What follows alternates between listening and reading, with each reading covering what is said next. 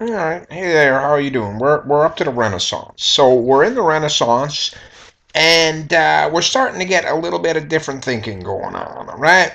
In this time, you've got what's our zeitgeist looking like? Well, feudalism is starting to fall apart. We're starting to have nations. We're starting to have stable nations.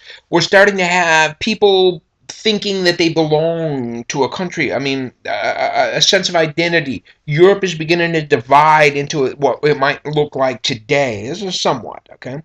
Universities are being established, but they're still generally being run by the church. And this is an important point, is that since the universities are being run by the church and the universities are the main source of truth, and in fact, at this point in history, we're going to find this coming true throughout our discussions of the philosophers. Um, in order to be a professor at a university, you must first be a priest in the church. You become a priest, then a professor. And so what happens is that this ensures that the university teaches only what the church wants it to teach. Okay? But as we had stated at the end of the last presentation, it was this invention of the printing press that really set the groundwork for change to occur. Okay?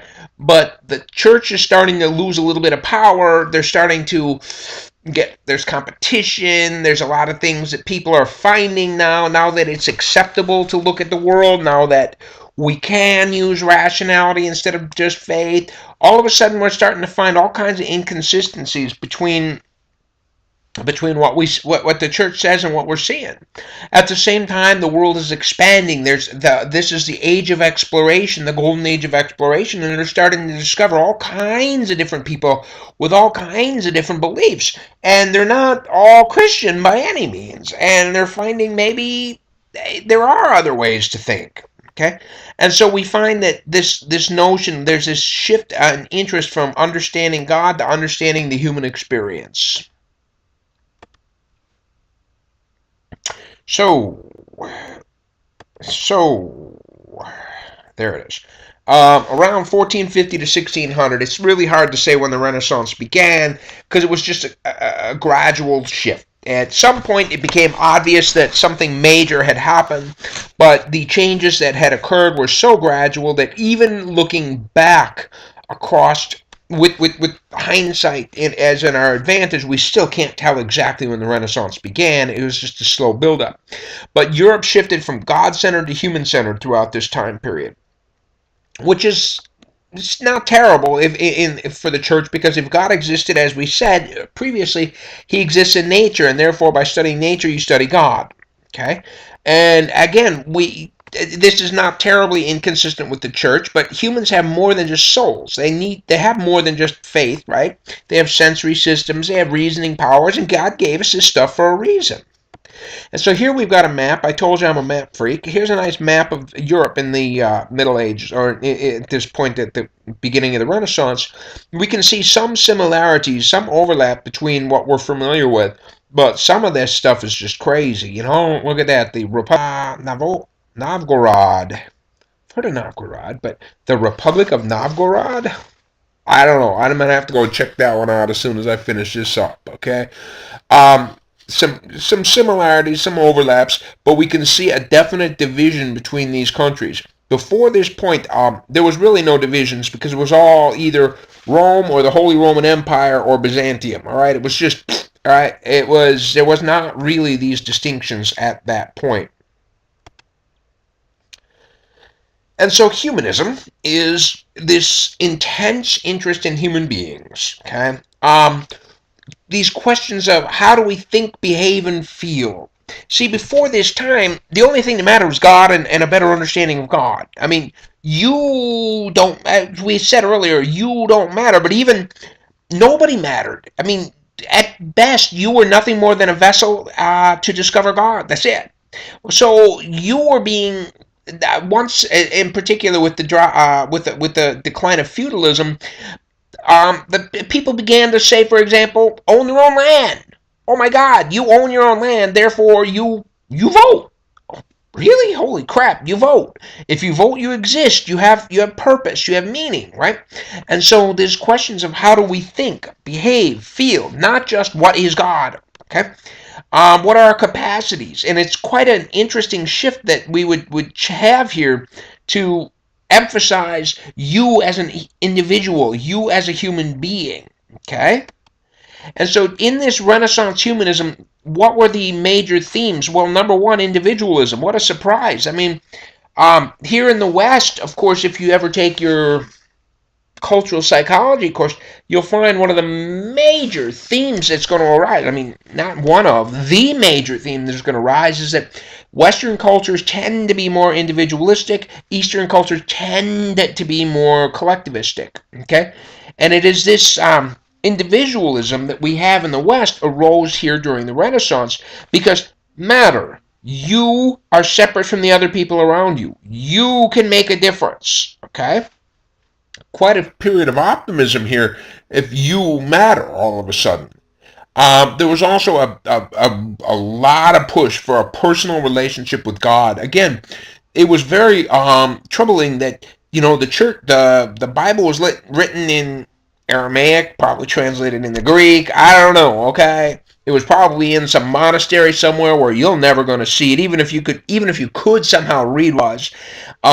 You're going to church and the entire thing is presented in Latin, and I doubt you're going to speak any Latin, so you don't even even the priests don't even probably know what the heck they're saying at that point. All right, they're just sort of repeating the words. Okay, and so this notion that religion should be more personal. It shouldn't be imposed on you by the church. You should own it. It should be yours.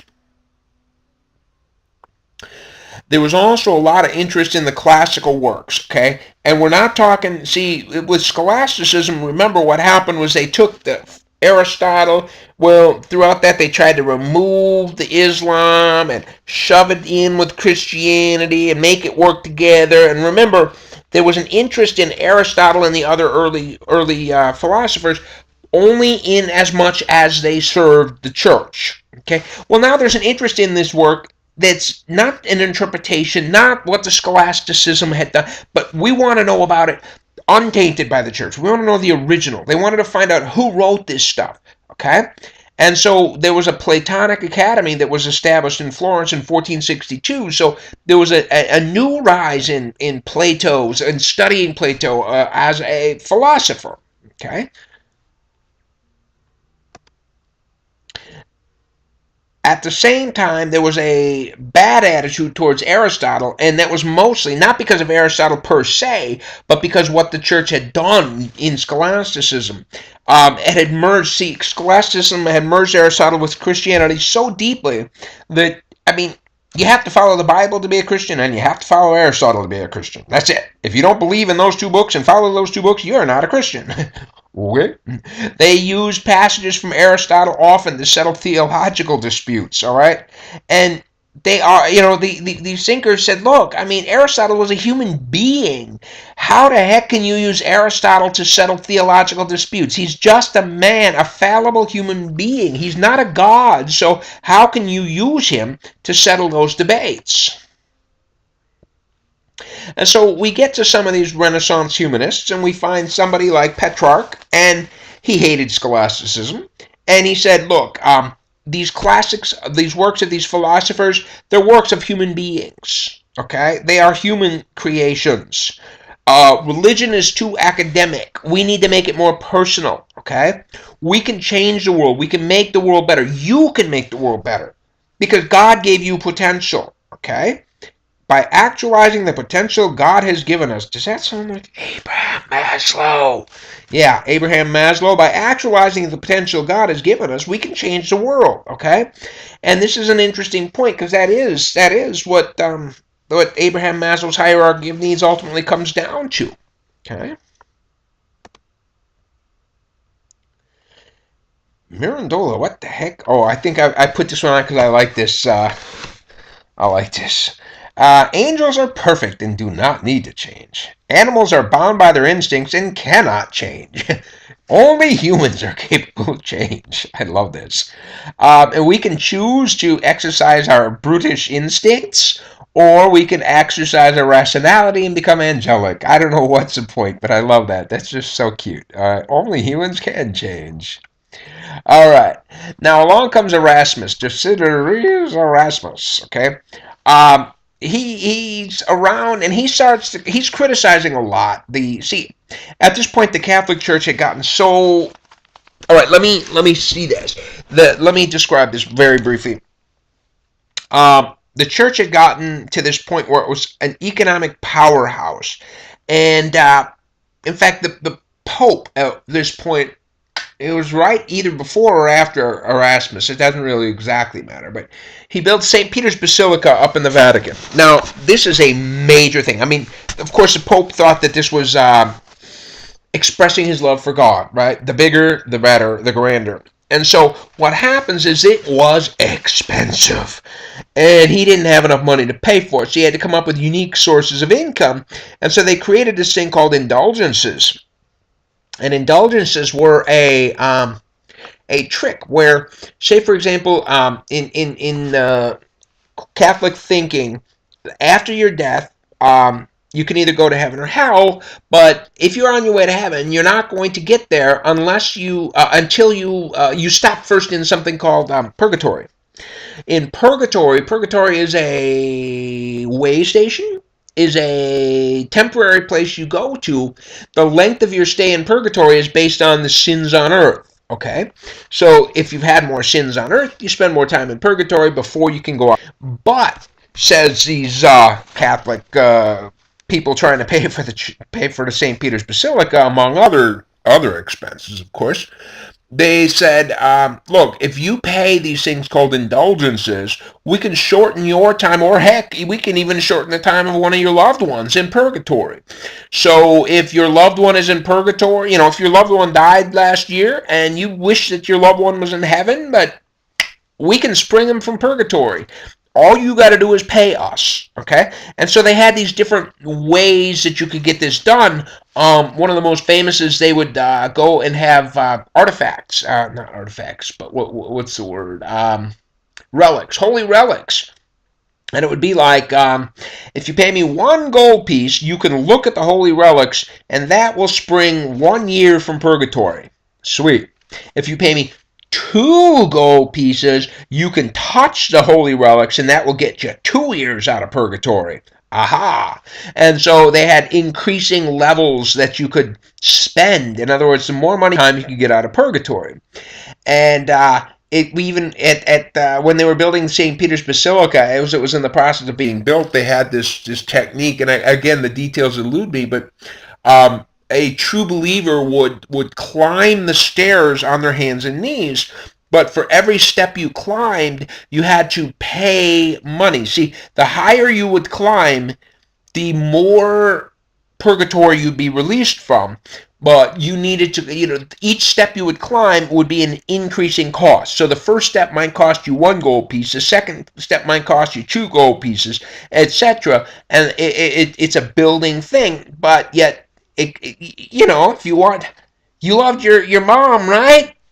What's 10,000 gold pieces to climb up the stairs to let your mom out of purgatory and get her into heaven, right? That's a bargain if she can get out of purgatory. So it was quite an interesting thing that the church was, as Erasmus says here, pomp and ceremony. I mean, the church was pomp and ceremony, and he says, Look at Jesus. Did Jesus do any of that? No, Jesus didn't do anything. He told all of his followers, sell everything, give it away, okay? Just come follow me. That's the right way to live. And the church had kind of gotten off the path of that, and they had turned into this economic powerhouse that dominated the entire continent.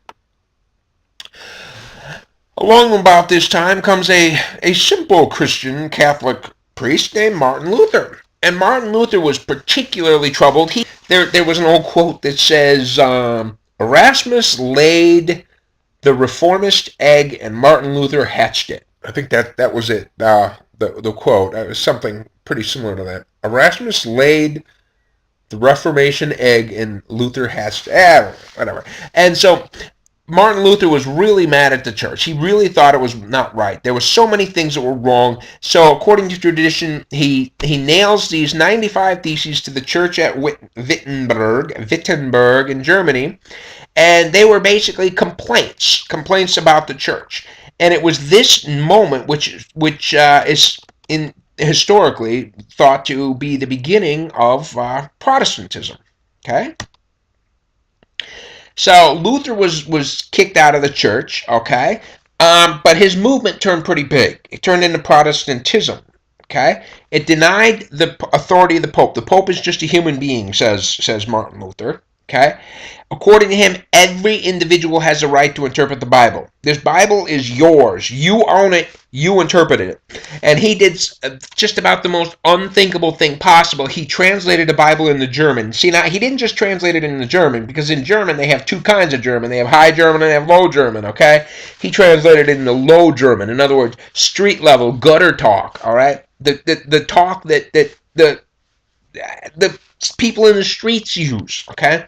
And that was just an unthinkable thing. This most sacred of documents to be translated into street language? Oh my goodness. But Martin Luther's point was very strong. You own the religion, all right? How can you own it if you can't read it? Okay? And so combining Martin Luther's translation, Johannes Gutenberg's printing press, and all of a sudden it could work. And so, of course, we know that Protestantism turned into a huge problem. It divided Europe. It was kind of unforgiving. I mean, Protestantism basically said, if you sin, you suffer. Period. All right. There ain't no getting out of jail free cards, like by touching a relic or something. No, you're screwed. If you sin, you pay. Period. Okay? It was kind of an interesting thing. And it also insisted that you accept God on faith. And that's kind of a step back. I mean, it's not a great trip down that road towards science, but it is what it is. All right? And so the last slide I got here is an interesting. Again, did I tell you I'm a map freak? All right? And here we've got Europe and its divide, and we find that Northern Europe is much in the Protestant realm, whereas Western Europe and Southern Europe remains primarily Catholic. And we see that this map is, to this day, much of what okay? Next time we come back, we're going to finally start to talk about science. We're going to talk about one of my favorite cats of all, Francis Bacon. Bacon. I'll see you next time.